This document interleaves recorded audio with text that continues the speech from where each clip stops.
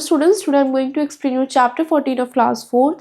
The name of the chapter is Indian Industries. Okay, so before starting this chapter, let's understand the meaning of industries. ठीक है, so for students, industries का मतलब सिर्फ यही होता है कि एक ऐसी जगह, एक ऐसी फैक्ट्री जहाँ पर आपको रॉ मटेरियल से कोई फाइनल प्रोडक्ट मिले. In more simple language, industries are a place where you get the final product. Okay, यानी कि फॉर एग्जांपल आप एग्रीकल्चर कर रहे हो, आपने एग्रीकल्चर से कॉटन प्रोड्यूस कर ली, तो अब वो कॉटन तो आप घर घर जाकर नहीं बेचोगे ना कि लो आप कॉटन ले लीजिए, आप इससे क्लोथ बना लीजिए. हमें वो क्लोथ बना हुआ चाहिए, हमें कपड़े बने हुए चाहिए, राइट. तो वो जो रॉ प्रोडक्ट है हमारा कॉटन, उससे फाइनल प्रोडक्ट कॉटन क्लोथ्स बनाने का जो प्रोसीजर होता है वो इंडस्ट्री जैसी प्लेस में होता है. ठीक है, तो आप यहाँ से समझ सकते हो कि इंडस्ट्रीज हमारे लिए कितनी इंपॉर्टेंट है. उससे हमें एक फाइनल प्रोडक्ट मिलता है which is actually we require, है ना. इसीलिए जो कहा जाता है कि जो कंट्री है वो मतलब इंडस्ट्रीज कंट्री की इकोनॉमी डिसाइड करती है. ठीक है, जहाँ जिसका इंडस्ट्रियल सिस्टम जितना अच्छा होगा वो कंट्री उतनी ज़्यादा डेवलप्ड होगी, इकोनॉमिकली वो कंट्री उतना ज़्यादा डेवलप्ड होगी. ठीक है, इस चीज़ को आप एग्जाम्पल से भी समझ सकते हो. फॉर एग्जाम्पल, आप एक शॉप पर बिस्किट लेने के लिए जा रहे हो. ठीक है, तो बिस्किट वाले अंकल ने आपको एक फिक्स प्राइस बता दिया कि ये बिस्किट 10 रुपीज़ का है. ठीक है, लेकिन क्या वो बिस्किट बनाने के लिए वो डायरेक्ट तो नहीं बनाए, वो उसमें शुगर यूज़ हुई होगी, उसमें और कोई प्रोडक्ट रॉ मटेरियल्स यूज़ हुए होंगे. तो उसमें शुगर की और बाकी से रॉ मटेरियल्स का अलग अलग प्राइस ना बता के अंकल ने फिक्स्ड पूरे बिस्किट का प्राइस बता दिया. ठीक है, जिसमें सारी चीज़ों के सारे अमाउंट्स जो है उनका ऑलरेडी एडअप हो चुका है. ठीक है, तो यहाँ से हम समझ सकते हैं कि रॉ मटेरियल्स और फाइनल प्रोडक्ट्स हमारे लिए बहुत इंपॉर्टेंट है. हर एक रॉ मटेरियल इंडिविजुअली खरीदना पॉसिबल नहीं है. ठीक है, इसलिए हमें फाइनल प्रोडक्ट की रिक्वायरमेंट होती है. ठीक है, यानी कि आई होप आप समझ चुके होंगे कि कैसे सिर्फ इंडस्ट्रीज पूरी कंट्री का इकोनॉमी डिसाइड करती है. ठीक है, तो इस इंट्रोडक्शन के साथ हम पढ़ते हैं एग्रो बेस्ड इंडस्ट्रीज. यानी कि बेसिकली दो टाइप्स में इंडस्ट्रीज को क्लासीफाई किया गया है. पहला होता है एग्रो बेस्ड इंडस्ट्री, दूसरा होता है mineral based industries. Agro based industries are those industries which are completely dependent on agriculture products. Okay, यानी कि जो भी रॉ प्रोडक्ट है वो एग्रीकल्चर से प्रोवाइड होता है. और मिनरल बेस्ड इंडस्ट्रीज जो कि एग्रीकल्चर के रॉ मटेरियल पर डिपेंडेंट नहीं होती. ठीक है, so let's first study about agro based industries. ठीक है, जिसमें हमारे पास सबसे पहला एग्जाम्पल है टेक्सटाइल इंडस्ट्रीज का. ठीक है, let's read it. Textiles means woven fabrics, यानी कि टेक्सटाइल का मतलब होता है वुवन फैब्रिक्स. इंडिया बहुत फेमस है कॉटन क्लॉथ्स बनाने के लिए. ठीक है, in older times Marco Polo wrote about the good quality of cotton cloths in India. यानी कि इंडिया इतना ज़्यादा फेमस है कि इंडिया के अच्छे कॉटन क्लॉथ्स की क्वालिटी के बारे में मार्को पोलो ने अच्छे अच्छे सेंटेंसेस लिखे थे इस पर. In fact cotton textile industry is the oldest and largest industries of India. यानी कि सबसे पुरानी और सबसे बड़ी इंडस्ट्रीज है हमारी textile industries. It has led the foundation for industrialization in India. ठीक है, यहाँ पर आप एग्जाम्पल देख सकते हो जहाँ पे फैक्ट्रीज के अंदर कॉटन रॉ मटेरियल का यूज़ करके एक final cotton cloth product design किया जा रहा है. ठीक है, in India cotton textile mills are in states of Gujarat, Maharashtra, Tamil Nadu and West Bengal. इन जैसी जगहों पर टेक्सटाइल मिल सबसे ज़्यादा लोकेटेड है. Mumbai has the most common textile mills in India. Ahmedabad is also popular for the production of cotton textile. There is a big textile mills in Sholapur, Coimbatore, Madurai, Delhi and Chennai too. ये सब जगह है जहाँ पर आपको textile mills की industries देखने के लिए मिल जाती है. नेक्स्ट है हमारे पास woollen industries. Wool is obtained from sheep and yaks. Wool हमें शीप्स और याक से मिलता है, यानी कि रॉ प्रोडक्ट हमें कहाँ से मिल रहा है, एनिमल्स से मिल रहा है. Woollen industries are located in north Indian states of Punjab and Haryana. यानी कि पंजाब और हरियाणा नॉर्थ इंडियन स्टेट्स है, इसकी जो इंडस्ट्रीज है वो लोकेटेड है. Dhariwal, Amritsar and Ludhiana are major cities that produce woollen clothes. सबसे ज्यादा मेजर सिटीज कौन सी है, धरियाल, अमृतसर और लुधियाना. ठीक है, फॉर एग्जाम्पल यहाँ पर आप देख सकते हो कि वुलन को यूज करके किस तरह से इंडस्ट्रीज के अंदर फाइनल प्रोडक्ट तैयार किया जा रहा है. ठीक है, next we have silk industries. India was very famous for silk in older times. बहुत पुराने समय से सिल्क बहुत ज़्यादा फेमस है इंडिया के अंदर. We get raw material silk from the cocoon of the silk worm. यानी कि सिल्क हमें कहाँ से मिलता है, हमें सिल्क वॉर्म से सिल्क मिलता है. ठीक है, the scientist process of growing silk worms and separating silk from them is called sericulture. यानी कि हमें सिल्क वॉर्म से सिल्क मिलता है. सिल्क वॉर्म से हमें क्या मिलता है, सिल्क. और इस प्रोसीजर को साइंटिस्ट ने क्या नाम दिया है, sericulture. I hope it is clear. Tamil Nadu, Karnataka, West Bengal, Assam and Kashmir are well known for silk industries. ठीक है, ये प्लेसेस है जहाँ पर सिल्क इंडस्ट्रीज बहुत ज़्यादा फेमस है. नेक्स्ट हमारे पास जूट इंडस्ट्रीज जो है, ये मेन इंडस्ट्रीज है वेस्ट बंगाल की. ठीक है, it gives us Ghani bags, clothes, carpets and more. ठीक है, यानी कि ये सब फाइनल प्रोडक्ट्स हमें जूट इंडस्ट्री से प्रोवाइड होते हैं. In India, the jute industries flourishes on the banks of river Hooghly in the West Bengal. Jute is also cultivated on the banks of river Ganga and Brahmaputra. ठीक है, यानी कि इन banks में भी river है, पर सबसे जो इंडस्ट्री है वो आजकल रिवर हॉगली वेस्ट बंगाल पे ज़्यादा फ्लरिश कर रही है. Jute mills are located in Nellimarla, Chitravalasa and Guntur in Andhra Pradesh and in Uttar Pradesh. ठीक है, लोकेशन है जहाँ पर आपको ये टेक्सटाइल इंडस्ट्रीज मिलती हैं. Next, we have paper industry. Bamboo and softwood are raw materials of the paper of industries. यानी कि इस इंडस्ट्री को क्या क्या चाहिए फाइनल प्रोडक्ट बनाने के लिए? सॉफ्टवुड और बैम्बूस. ठीक है, ये दो चीज़ें इसको चाहिए होती है.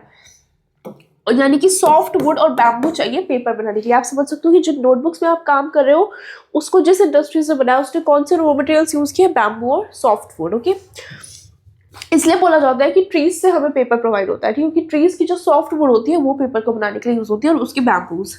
This industries flourish is an area close to the forest and water bodies.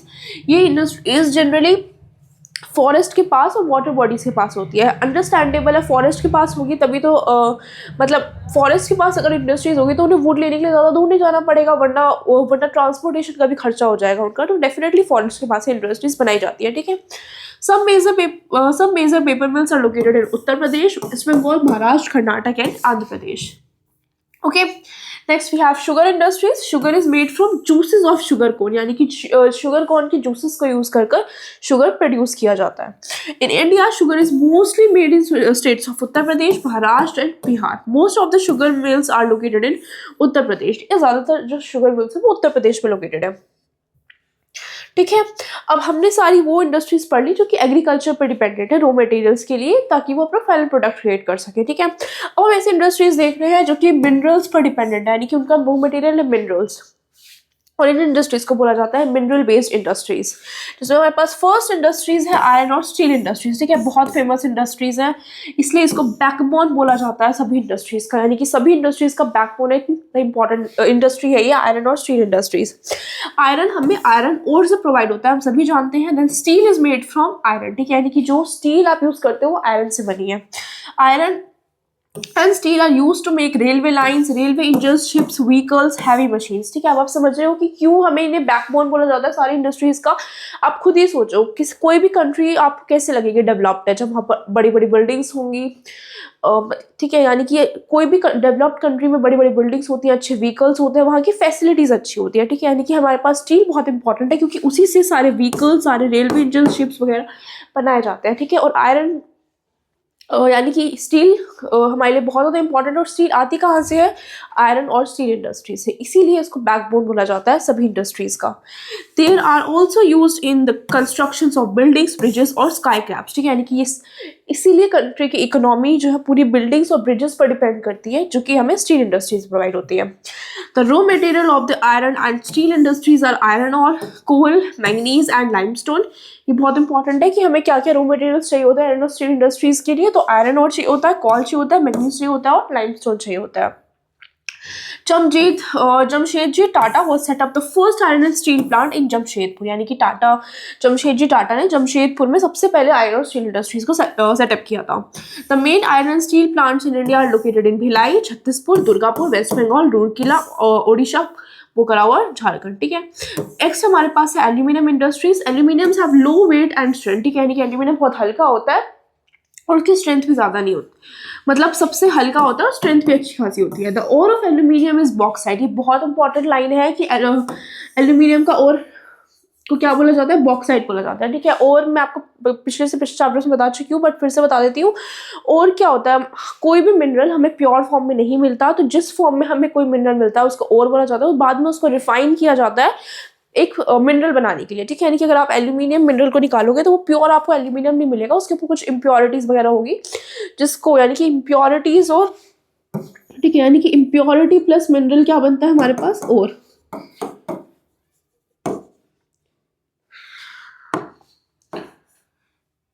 Impurity plus mineral हमें क्या बनता है? और.